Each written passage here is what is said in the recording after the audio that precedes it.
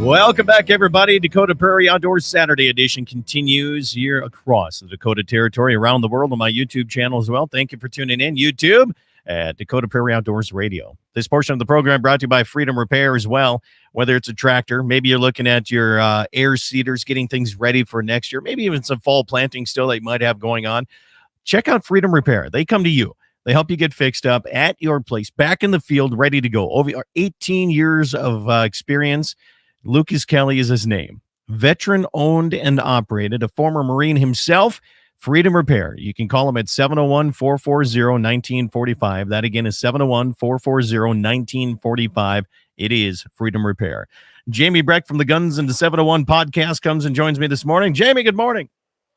Morning. How you doing, Scott? Well, I had to do a little scrambling this morning, but like I said, it's always nice to have friends that all they do is eat, breathe, sleep, and drink, hunting, and shooting things. So it's good stuff like that. It works out. Yeah, nice. When you called me, I was driving up to the hunting shack. So I'm in here right now looking at a bunch of beautiful mule deer. Well, I'm glad somebody's got them. I had over 30 plus people came through the yard this year during the rifle season. And every one of them said, there's no deer out here. I said, I could have told you, I could have saved you an entire day of walking, and I could have told you that. I said, but there's certain pockets around the Badlands that really got decimated by deer last year, and it affected the mule deer to the point where a lot of people that are getting something, right? I mean, small ones. Mm-hmm. There's some issues with these mule deer. There really is. So it's probably the lowest it's been around the ranch here that I've seen in over 15 years. Yeah, that's depressing to hear. I don't like hearing that anywhere. But no. I mean, our up here at our place, we got plenty of them. There's lots and lots of does, and there's a lot of New York deer. The next year's. Yeah. But big ones. There was some big ones when the season started, but I don't know. There's some guys around who do a lot of bow hunting. They might have got them, or some road hunters might have got them, because I haven't seen anything, big that I would shoot. I mean, but I still got my bow tag. Yeah, me too. Me too. I didn't even try to go with my rifle because there was just nothing going. And I have a gratis tag, so I mean, I'm kind of limited to the small area that I own, right? Because that's what I put in on. So. A lot of people don't realize just because you have a gratis tag doesn't mean you're going to fill your tag. And right. That was the true thing this year. There was absolutely zero deer on the property that I owned. So, but my dad has a gratis. He never filled his either. I mean, he could have, but like I said, there was nothing big enough that he wanted. So I couldn't even find a doe, Jamie. Man, that is unbelievable. Yeah. I mean, I probably could have hung a rope out my shack window a few times and roped the doe for you here. But I want to see that on video. Hey, before we get into talking some gun control stuff, do you know what the Mile High Club is? Yes. All right. So everybody listening that understands what that is, I have a different Mile High Club. Okay. Like, I mean, that's when you're 5,280 feet above the ground, right? And you know what that means. But today, between my daily programs and my Saturday programs, today is my 5,280th show. Wow. Congratulations. Buddy. Since I started up that way. So there you have it. That's a lot of shows right there.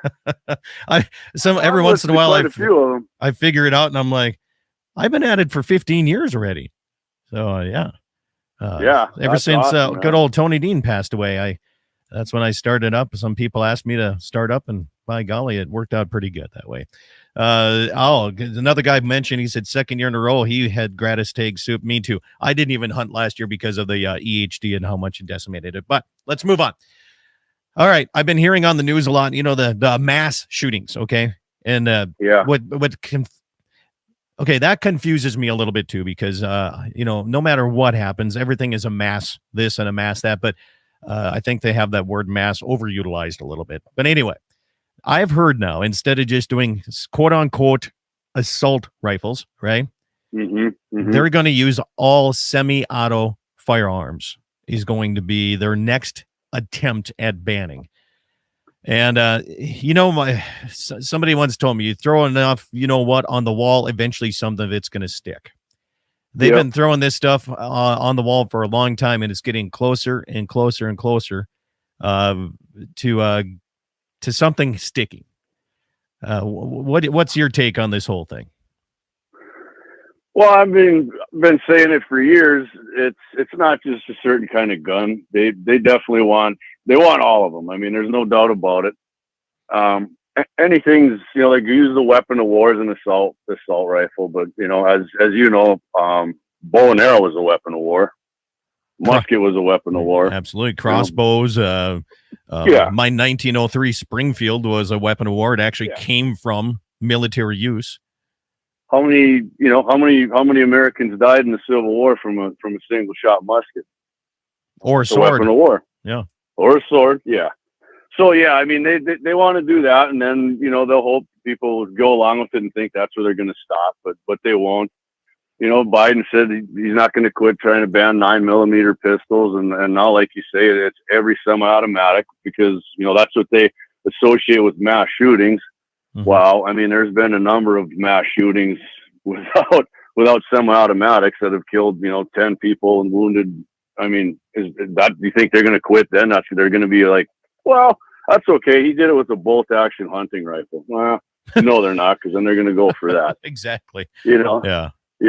It's so yeah. There's no doubt about it. They're going to keep trying, and hopefully, there is a small portion of the Republican Party that support gun control, but I don't know how that's going to be in the Senate. The House, I'm quite certain nothing will pass the House, but I don't know how it goes in the Senate. But the way it's going to be looking like 50-50, I guess we'll see what happens. Yeah. But you're going to have two Democrats as well, Sinema in Arizona and Manchin in West Virginia, who are going to be up in 2 years. And those are pretty high gun owner states. Are pretty big supporters of the Second Amendment. So I don't know if they'd go along with anything like that. Yeah. But remains to be seen. But yeah, just don't ever forget people that they want them all. I'll promise you they do. And there's some people who support some gun control. And that's what they're looking for. Well, you can have those, but as long as I have my 3-shot deer rifle and my double barrel bird gun, then that's fine with me. But there's a lot of those people. Yeah. Well, that's the people in England and in Australia, how they restrict your ownership of those as well, and make you jump through a bunch of loopholes just to own them, and look over your social media accounts like they're doing in New York now with the concealed carry and making every place a sensitive area where you can't carry your gun. And the battle's never going to end. I mean, it's no matter what happens in any court case or who's president. I mean, the people who want your guns are never going to stop coming. So, it's like people like you and me got to keep talking about it. Yeah. One guy just commented, he said, when you take my knife away, you can have my guns. Why so quiet on the stabbings that are still going unsolved? And I think, what was it, last week? There was a mass stabbing. There was 2 people that got stabbed, and they call that a mass stabbing.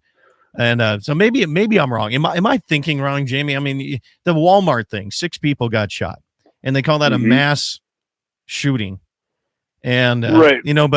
But if 6 people gather and protest, they don't call that a mass protest.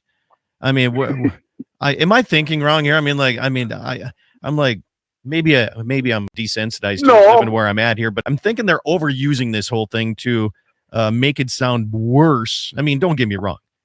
Shooting anybody is bad, but I think they're trying to play on people's emotions a little bit more. I think they changed it now to say anything with 4 or 5 people get shot or more, it's a mass shooting. Well, you're right. They are saying that to make everybody think this mass shootings are just going hog wild everywhere. Well, a lot of this is like gangbangers doing drive-bys or these nightclub shootings where, there's a bit of mass shooting at a nightclub. Well, yeah, because it was people doped up and drunk and their rival gangs and they shot them. Well, that's a mass shooting to people like you who have common sense is like, what happened probably at Walmart. Okay. I agree that's terrible. And that is a mass shooting, but they're trying to lump everything in, like you say, to be a mass shooting. So they think there's this huge issue and we need to get the guns out of the way and that's going to stop it, which is ridiculous. The knife thing. Yeah. 4 people got stabbed tonight. All these 4 college kids, which is terrible. But do you hear Joe Biden coming out and saying we got to ban knives now? Just wait. Wait. Yeah. Yeah. So looking at, I mean, you look at, you can pretty much use anything, like Eric says, Cain killed Abel with rocks and with a rock, Yeah. So, I mean, if you look back in the history, right, I mean, everything is a weapon of war. And, I mean, everything can be used as that. It can be used, and it has been used as a weapon of war. Just, you got to try and get people's mind wrapped around that, because, I'll give that. Gunners have done a good job of making semi-automatics a weapon of war. Mm-hmm. Well, Chris Kyle, everybody knows that show, right? American Sniper. What was he using? Bolt-action rifle. Yep. I'm sure he got some with a semi-auto too, but most of his confirmed kills were with, I believe it was a custom-made McMillan 300 Win Mag. Yep. So the bolt action, every 300 Win Mag, that's a deer. Well, in fact, I sold your father-in-law 300 Win Mag for shooting deer and antelope, right? He uses it for everything. Yeah. I mean, yes. Yeah. And it's weapon of war. It's a weapon of war. And if semi-automatics are gone and they start using those, then they're going to come with those. They're going to come after those. I mean, you got to be vigilant against stuff. I mean, most people don't pay that much attention to it, and that's what these guys play on. But unfortunately, it's hooked me in, and I can't not pay attention to it. Somebody's got to do it. Text comes in, says you'll never keep weapons out of a criminal's hand. I agree. Eric says they're also trying to make it dramatic. I wonder how the numbers compared to the Old West. I was thinking that the other day. All right, I forget what show I was watching. I can't remember what show I was watching, but it was an old Western show, or attempted to set back in that old timey era. And we always wonder how accurate these things are. When somebody had an issue, you went out and solved it, right? If you wanted this or that. I mean, there was the fight against different tribes of Indians against Indians, whites against Indian, whites against whites. I mean, there was a lot of different things going on back then. And there was less media and everything to I wonder how those numbers would compare. I bet you we're a lot lower nowadays per capita, right? Than it was back then. I mean, there's no doubt. You think so? I think so. I think that's something to look into. Maybe I'd be interested. I don't know how you do it. I don't know how you do it, but I mean, if you would do it per cap, I mean, back then there wasn't as many populated areas, right? I mean, so you have to do it by ranks of population, I would think.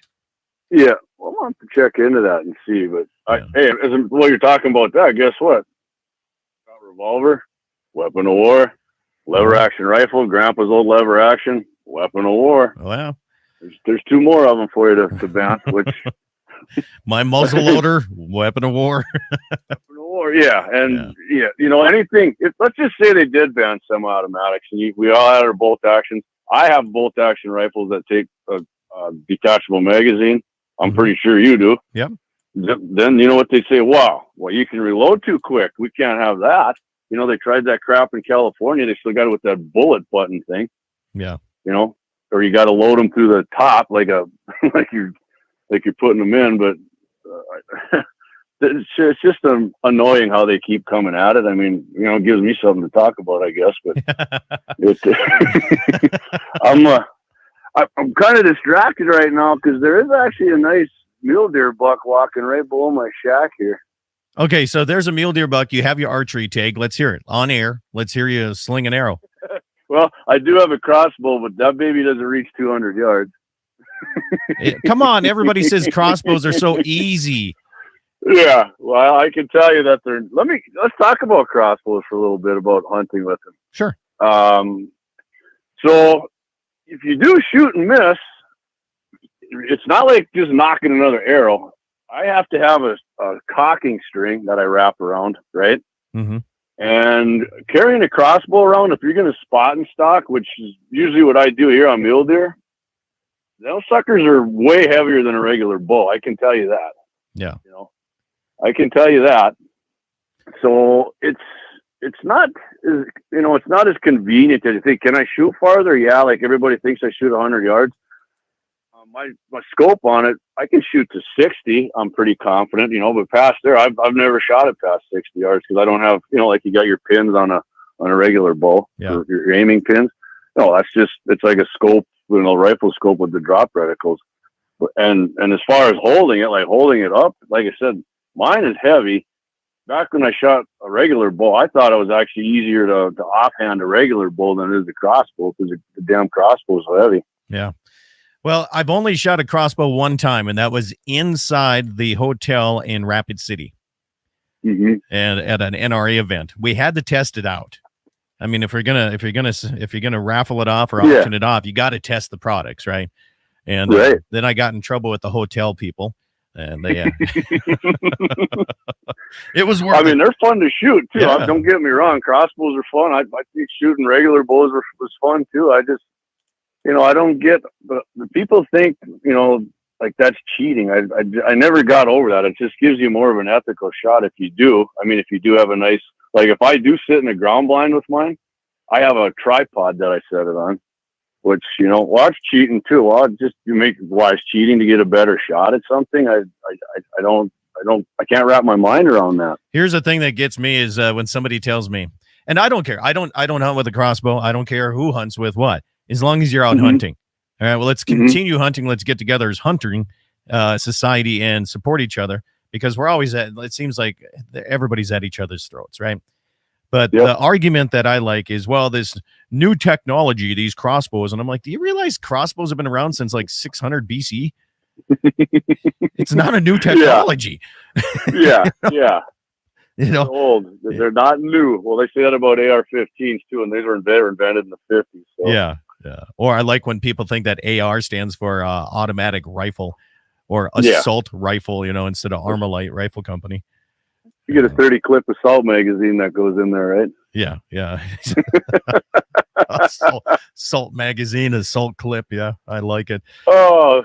All right. So did your deer season fare out well? Did you end up getting your rifle tag, or did you have a rifle tag? I had a doe tag. I did not. I could have easily, but I didn't. But, the people that I hunt with, my uncle Dean, he shot, man, it was the biggest mule deer he's ever got. It was a beauty. I'd never put tape to it, but I'm pretty sure 170 or 171-ish. Nice. And my buddy Rob, he got his biggest mule. This is all an opening weekend, actually. He got his biggest mule deer too. And then my buddy Trav, who was looking for the big one. Mm-hmm. His tag's still sitting in my camper, actually. So he didn't get one. And like I said, my dad never did feel as gratis, and I didn't, but it was fun. I thoroughly enjoy deer hunting season, the whole atmosphere around it and everything that goes on. And just watching deer, I enjoy the heck out of that too. Just watching any kind of wildlife is kind of fun, isn't it? I'm feeding my cows now in our winter pasture in the deep badland stuff, and every time every morning I go out and feed cows, I stop on top and I start glassing all the breaks and down inside the canyons, and it's just kind of fun to see, granted there's only maybe 2 or 3 mule deer that I can see, but there's a lot of other wildlife running around out here. There's no doubt. We never did get a coyote either. We usually get a coyote or two during deer season, but there's 5 of them running around here. Like I was telling you before I came on, I was actually trying to go get one yesterday. I seen him. I was going to put a stock on him, and then I was trying to get some video of it. Well, I messed that up, but it turned out there was a huge porcupine down here mowing on the trees. And there's not a lot of trees in North Dakota, so if you're a porcupine and you're eating trees, you're not going to be breathing long around me. So I got the bonus plan. I got a couple of those. And then on the way back in, I seen another one in the tree. So I actually got 3 of them there. Yeah. Yesterday. So yeah, I hope saving the trees, man. I will send that guy that hates me for killing porcupines. I'll send him your way so you can have some of the glory of having an on-air show to where you get some of that here.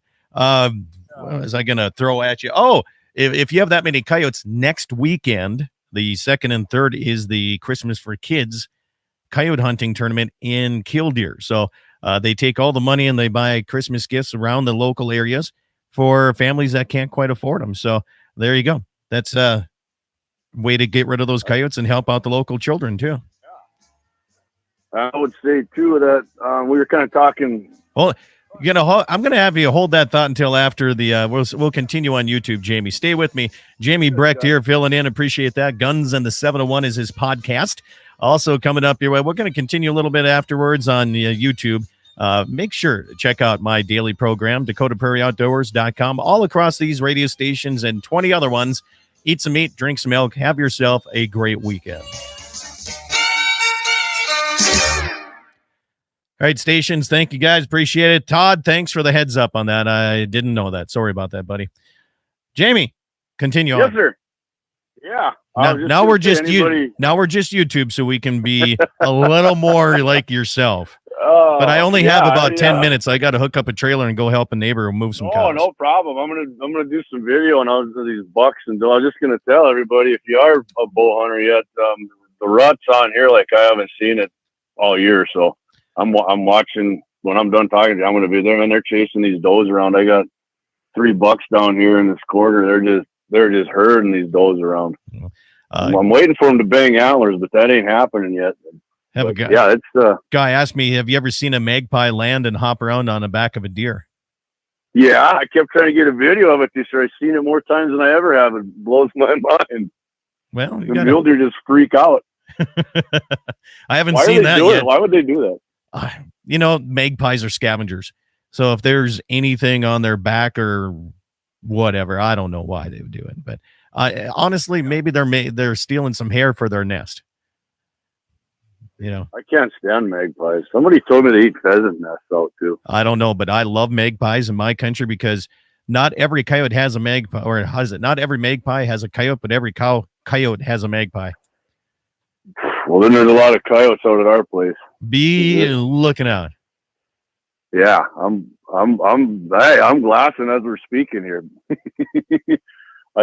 These deer are going nuts down here. This is actually pretty cool. I'm definitely gonna get some video, and you and I are off the air here. Okay, I'll put it on there. But yeah, well, I gotta head too, my friend. I appreciate you coming in and filling in, man. Thank you. Hey, no problem, Scott. Anytime, buddy.